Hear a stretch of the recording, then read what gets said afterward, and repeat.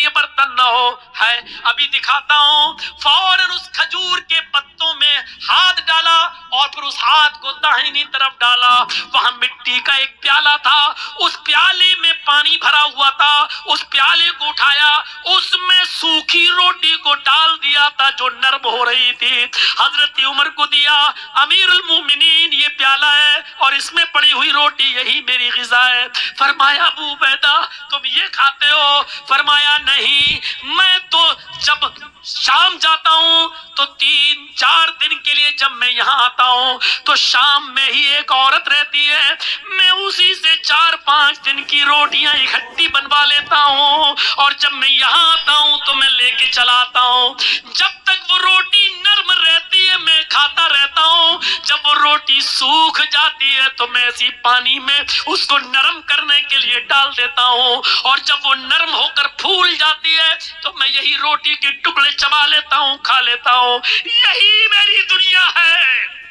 حضرت عمر کے آنکھوں میں آنسو آ گئے, رونے لگے اور جب روئے تو حضرت ابو عبیدہ کا جواب سنیے, امیر المومنین اب آنسو بہانے کی ضرورت نہیں ہے, اب میرے سامنے رونے کی ضرورت نہیں ہے. میں آپ کو وہیں پر منع کر رہا تھا لیکن آپ کو دیکھنا تھا میرا گھر, آپ کو آئیڈیا لگانا تھا کہ دیکھے ابو عبیدہ نے کیا کمایا ہے, ابو عبیدہ نے کتنی ترقی کی ہے. میں نے آپ سے پہلے ہی کہا تھا کہ میرے گھر میں جانے کے بعد آنسو نچوڑنے کے سوا آپ کو کچھ نہیں ملے گا, لیکن اب رحم کیجئے میرے اوپر. یہ سارا کام میں نے اللہ کی رضامندی کے لیے کیا.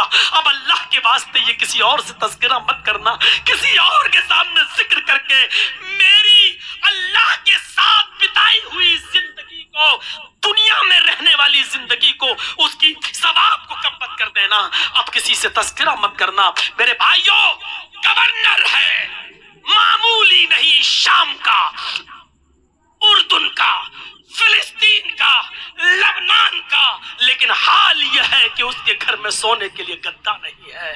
حال یہ ہے کہ اس کے پاس کھانے کے لیے چکن اور مٹن نہیں ہے. حال یہ ہے اس گورنر کا کہ وہ اپنے گھر کے مٹی کے پیالے میں سوکھی ہوئی روٹی کے ٹکڑوں کو ڈالتا ہے اور جب وہ نرم ہو جاتی ہے تو اسی کو چباتا ہے. دنیا میں یہ بھی رہے لیکن دنیا کو کبھی اپنے اوپر سوار نہیں ہونے دیا, اور یہی دنیا کی حیثیت ہے.